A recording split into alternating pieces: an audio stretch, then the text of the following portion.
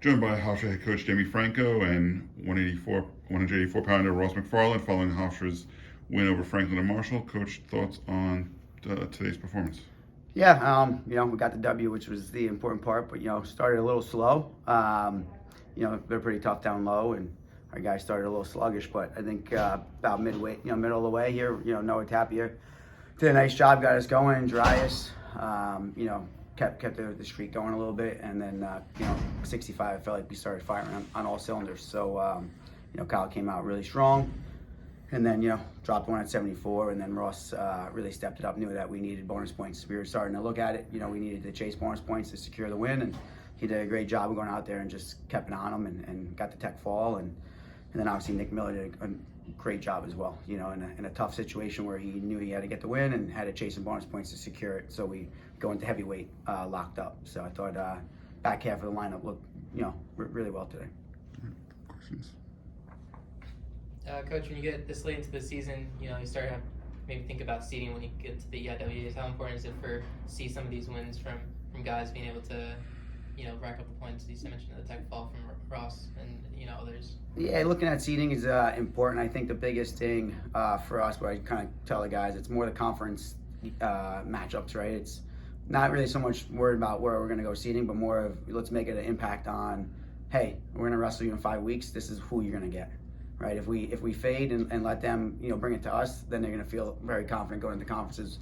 I think some of the guys in the back half don't want to see us in the bracket, right? So that's doesn't matter if it's Franklin and Marshall, if it's Lehigh, it doesn't matter who you wrestle that's in the conference, right? You want to win or lose, you want to show them the effort that you're going to bring, so they know every time you step on the mat it's 7 minutes and it's going to be hard. And I think that's what I'm trying to tell our guys, right? It's not so much about the seeding, but more this is what you're going to get. You're going to get 7 minutes of a high pace because, some guys don't like that. So even if we fall behind, just make it hard so that they know going back in next time is, oh man, this guy's going to come at me for 7 minutes. So. A question for Ross. So as the coach said, you knew going into your match, trying to chase points to get those bonus point victories. Just take us through, what's the mindset then? You're always prepared to try to get bonus points, or you're going into that match? Yeah, of course. It's a kind of a mental switch where when you're a freshman or when you're younger, you kind of you look for a win. But now that I'm older, it's my 6th year, so I'm really not trying to just win. I'm trying to really chase those bonus points because it's not just me out there; it's my team. And especially like Coach said, we had some bumps earlier on, so I knew once you have those bumps, you really have to make up for them. So I know after Kyle and then me and then Nick, and then we started really piling it on them. So. Yeah, I'm always prepared for bonus points. I mean, like he said, like Coach says, in the starts of the practice room, really blowing your lungs out and doing everything you can in there. And if you do that 5-6 days a week, 7 minutes out there is nothing. So, yeah, I do it in practice. I do it out there. I try my best to do it everywhere. So, yeah. I think you had said something about how you had never done an assassin in a match before, and yeah. And what was going through your head in that moment when you?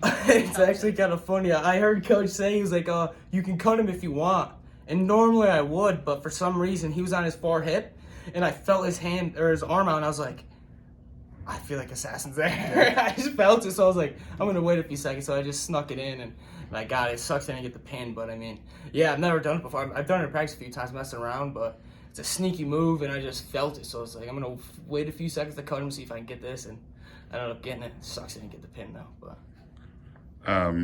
You mentioned Nick Miller followed that with another big bonus point win.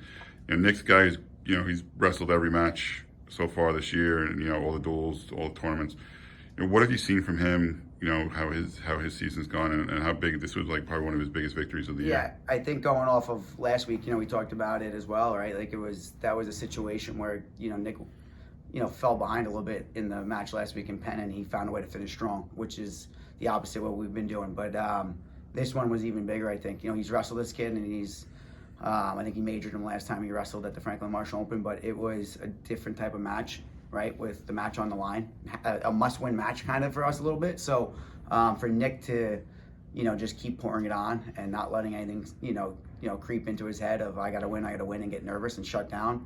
Nick did a really good job today of, hey, I'm going to wrestle really hard for 7 minutes if that's what it takes. He got out of there a little early today by just, staying on his attack, and I think that's what we we preach every day in practice and every match beforehand and during the match, right? Just keep scoring points, and I think that's kind of what Nick's starting to do, which is he's starting to catch a nice part of the season. So. And then, a guy like Danny Church to close out the match strong. He's had some tough results throughout the year.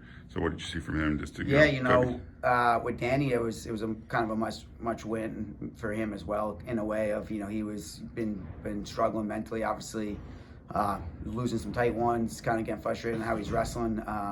And that was a tough kid from PA that he's familiar with and has wrestled a handful of times in high school. So. It was a big match for him. I think for him, to lock in and, kind of wrestle more of his style, which we've been trying to get Danny to get to, just, we don't have to take so many chances early on, just push the pressure, and find the opportunity. And I think that forward pressure from Danny today is what got him the win and almost a major. Coach, what did you think about Kyle Mosher's performance today, him being able to get that win, tie things up there, and then for Ross, watching someone like Kyle or Jarius ahead of you, just to fight back, to get things close, to put you in a position to really help gain some points. How was that for you guys today?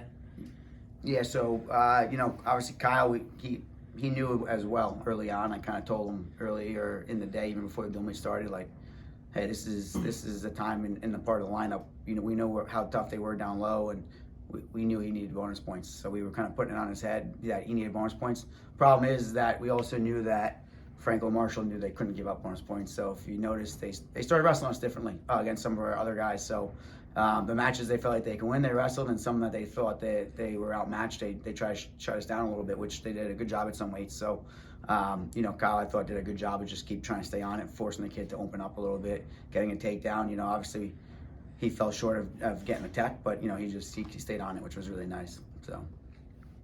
And for me, it's weird. I don't really watch guys in front of me just because I watched some a few years back actually about Kyle Snyder saying how he never used to watch his teammates because it drained you emotionally, and that emotional draining really can be physically draining. So for me, like, I'm obviously having a quick eye and always watching just to make sure, but I'm not really concentrating on it, getting my feelings and my emotions voked up to it, because I don't want to spike my heart rate, and then before my match I'm already tired emotionally, because mentally and physically really tie hand in hand. So I mean, it's great. I know he was getting bonus points, and then the same thing with Kyle, with Dries having a tough one, and just I guess it's weird. I guess it's one of my things. I don't really watch very much in front of me. Behind me, of course, I'm working out and I'm always cheering, but before me, I'm kind of quiet, just in my own head.